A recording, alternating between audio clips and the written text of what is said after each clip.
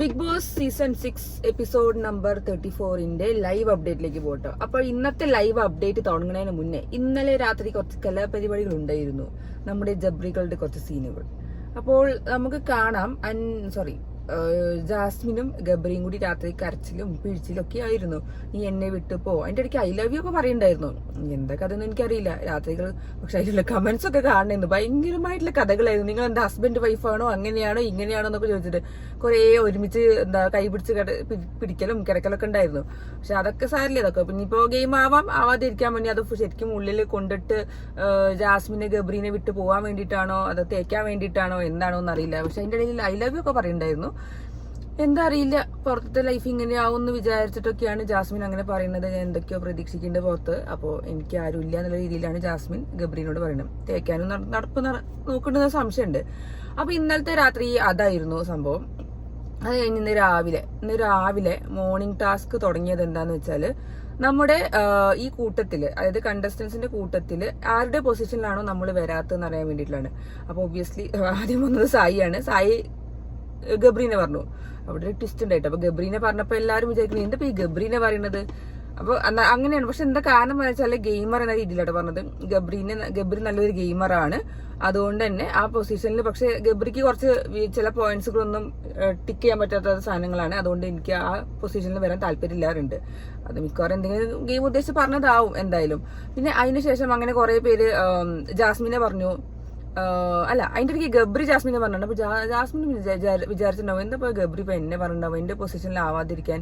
അങ്ങനെയുള്ള കുറച്ച് ചിന്തകളൊക്കെ ഉണ്ടായിരുന്നു. അത് കഴിഞ്ഞിട്ട് അപ്സരി അൻസിബി തമ്മിലുള്ള ചെറിയ ഗാറ്റ് ഫൈറ്റ്, അത് ഓൾറെഡി നമുക്ക് അറിയാലോ അത് എന്താന്നുള്ളത്. 2-3 ദിവസമായിട്ട് അത് പൊങ്ങുണ്ട്. അപ്പൊ അതൊരു സംഭവം അവിടെ ഉണ്ടായിരുന്നു. പിന്നെയാണ് ഏറ്റവും സംഭവം രസകരമായ ഒരു ട്വിസ്റ്റ് ഉണ്ടായത്. ഒരു ഫിസിക്കൽ അസോൾട്ടിലേക്ക് പോകേണ്ട സാധനമായിരുന്നു. പക്ഷെ അത് അവിടെ നിന്ന് പോയി.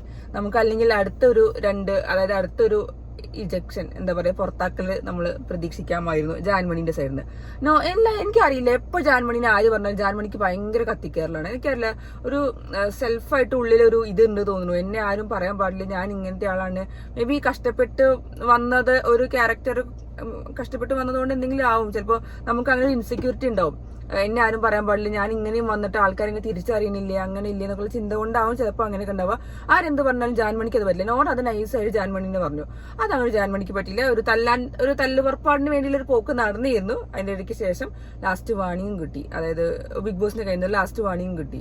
ലാസ്റ്റ് വാണിങ് ഇപ്പൊ കുറെ പേർക്ക് കിട്ടണു അല്ലെ. പിന്നുണ്ടായത് റസ്മിൻ അതിന്റെ ഇടയിൽ കയറി വന്നു. പക്ഷെ അതിന്റെ ഇടയ്ക്ക് നമ്മൾ ഇന്നലെ കുറച്ച് ന്യൂസ് കണ്ടു. റസ്മിന്റെ കുറച്ച് കാര്യങ്ങൾ, ഏതൊരു ഇൻസ്റ്റാ പോസ്റ്റ് ആണ്. അതായത് റസ്മിൻ എന്തോ ലെസ്ബിയൻ ആണ്, പക്ഷെ ഇവിടെ കോമണർ ആയിട്ട് കയറി, ലെസ്ബിയൻ കാറ്റഗറിയിൽ കയറിയില്ല. അതിന്റെ ഇടയ്ക്ക് പിന്നെ ബിഗ് ബോസുകാരെ പറ്റിച്ചു, അവര് കുറച്ച് ഫാൾസ് ഇൻഫോർമേഷൻ കൊടുത്തിട്ടാണ് ഇതിൽ കയറി എന്നൊക്കെ കൊണ്ട് റസ്മിനെ കുറച്ച് കാര്യങ്ങളൊക്കെ പുറത്ത് നടക്കുന്നുണ്ട്. പക്ഷെ അതിന് സത്യാവസ്ഥ നമുക്കറിയില്ല. ജസ്റ്റ് ഒരു പോസ്റ്റ് മാത്രമേ കണ്ടുള്ളൂ. അതിന്റെ എന്താ ആ രണ്ട് സൈഡും നമുക്ക് എന്താണെന്ന് അറിയില്ല. അപ്പൊ ജസ്റ്റ് പോസ്റ്റ് കണ്ടു. പക്ഷെ ഇന്ന് റസ്മിൻ നേരെ കൊണ്ട് കയറുകയും ചെയ്തു. പക്ഷെ ഇന്നലെ കയറിയ സമയത്ത് ഈ സംഭവം എന്തായാലും ഇന്നലത്തെ എപ്പിസോഡിലാണല്ലോ കാണിക്കുക, ഇന്നലെയാണല്ലോ ശരിക്കും ഉണ്ടായിട്ടുണ്ടാവുക. പക്ഷെ ഈ പോസ്റ്റ് ഇന്നലെ മുതൽ കേൾക്കാൻ തുടങ്ങിയിട്ടുണ്ട്, കാണാൻ തുടങ്ങിയിട്ടുണ്ട്. റസ്മിൻ എന്തായാലും അകത്ത് കയറി ഇതിനു ശേഷം എന്തായാലും.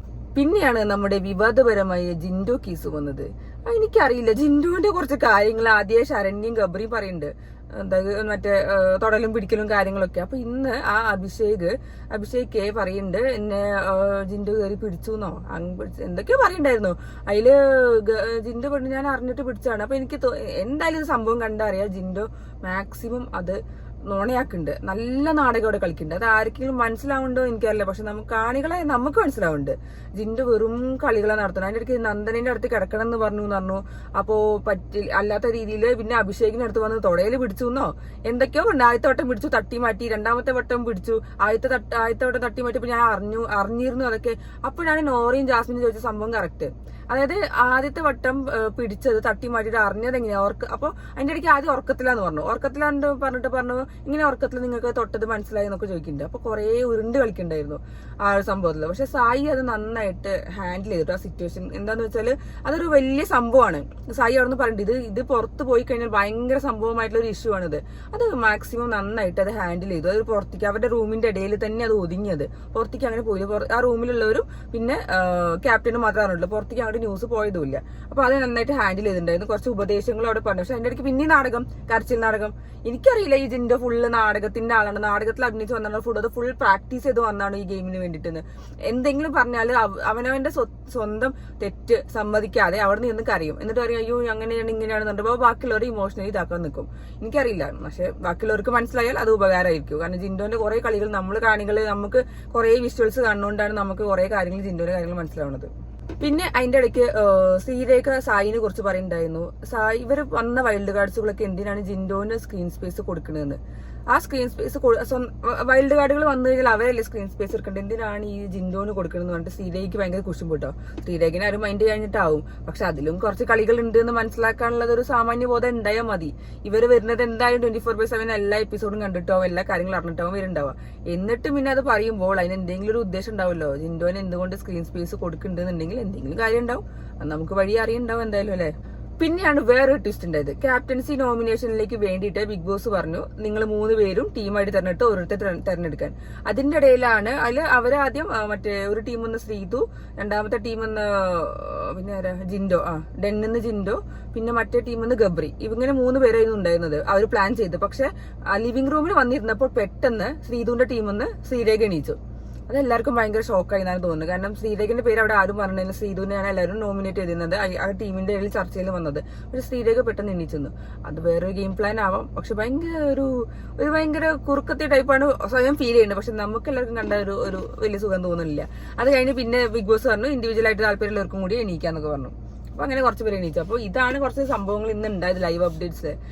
എനിക്ക് വന്ന ട്രോളുകളൊക്കെ ഞാൻ സ്വീകരിക്കുന്നു. നമ്മൾ കാണുന്നുണ്ട്, നമുക്ക് പറയാൻ പറ്റില്ല. കാരണം നമുക്ക് കണ്ട കാര്യങ്ങളെ പറയാൻ പറ്റില്ല. പക്ഷെ അവിടുന്ന് കുറച്ച് ഗെയിമുകൾ നടക്കുന്നുണ്ട് എന്നുള്ളത് നിങ്ങൾക്ക് ലൈവ് കണ്ടവർക്ക് മനസ്സിലാവും. സായിന്റെ സൈഡിൽ നിന്നാണെങ്കിലും കറക്റ്റ് ആയിട്ട് പ്ലാനിങ് നടക്കുന്നുണ്ട്. പക്ഷെ എക്സിക്യൂഷന്റെ കാര്യം എനിക്കറിയില്ല, അത് മിക്കവാറും നടക്കും. കാരണം ഈ ആഴ്ച എന്തായാലും നോമിനേഷനിലും ഇല്ല, എവിക്ഷനിലും വന്നിട്ടില്ല. അപ്പൊ അടുത്ത ആഴ്ച കുറച്ച് ടൈം ഉണ്ടല്ലോ. അടുത്ത ആഴ്ച ഇനിയിപ്പോ ഈ വീക്കെൻഡ് എപ്പിസോഡ് കഴിയട്ടെ, അത് കഴിഞ്ഞ് നമുക്ക് ഒരു നല്ലൊരു ഗെയിം ഓൺ ആവുമെന്ന് നോക്കട്ടെ. കാരണം അങ്ങനെയാണ് ഞാൻ വിശ്വസിക്കുന്നത്. കാരണം നല്ലൊരു അറിഞ്ഞിട്ട് തന്നെയാണ് പോയിരിക്കുന്നത്, ഗെയിമാണെന്ന് അറിഞ്ഞിട്ട് തന്നെയാണ് പോയി. ഞാൻ ഇന്നലത്തെ വീഡിയോ ഞാൻ പറഞ്ഞത് ഗെയിം അറിഞ്ഞിട്ടല്ലേ പോയത്, പിന്നെ എന്തിനാ പുറത്തത്തെ കാര്യങ്ങൾ പറഞ്ഞു എന്നുള്ള രീതിയിൽ. അതേ ഗെയിം അറിഞ്ഞിട്ടൊക്കെ തന്നെയാണ് പോയത്. പക്ഷെ നമുക്ക് നോക്കാം എങ്ങനെയാന്നുള്ള കളികൾ എങ്ങനെയാന്നുള്ളത് നമുക്ക് ഇനി വരുന്ന ദിവസങ്ങളിൽ അറിയാലോ. അപ്പോൾ ഇതാണ് എനിക്ക് മെയിൻ ആയിട്ട് പറയാനുള്ളത്. എനിക്ക് പിന്നെ ട്രോളുകൾ കൊണ്ട് എനിക്കൊരു കുഴപ്പമില്ല, നെഗറ്റീവ് കമന്റ്സ് വന്നാലും എനിക്കൊരു കുഴപ്പമില്ല. ഞാൻ അങ്ങനത്തെ ഇത് കാണണം, ഞാൻ അങ്ങനെ എനിക്ക് അങ്ങനത്തെ ഒരു കുഴപ്പമില്ല. പിന്നെ നമ്മളെ സപ്പോർട്ട് ചെയ്യുന്ന ആൾക്കാരൊക്കെ ഉണ്ട്, അവർക്കൊക്കെ എനിക്ക് കുറച്ച് സ്നേഹം മാത്രം തരാനേ ഉള്ളൂ.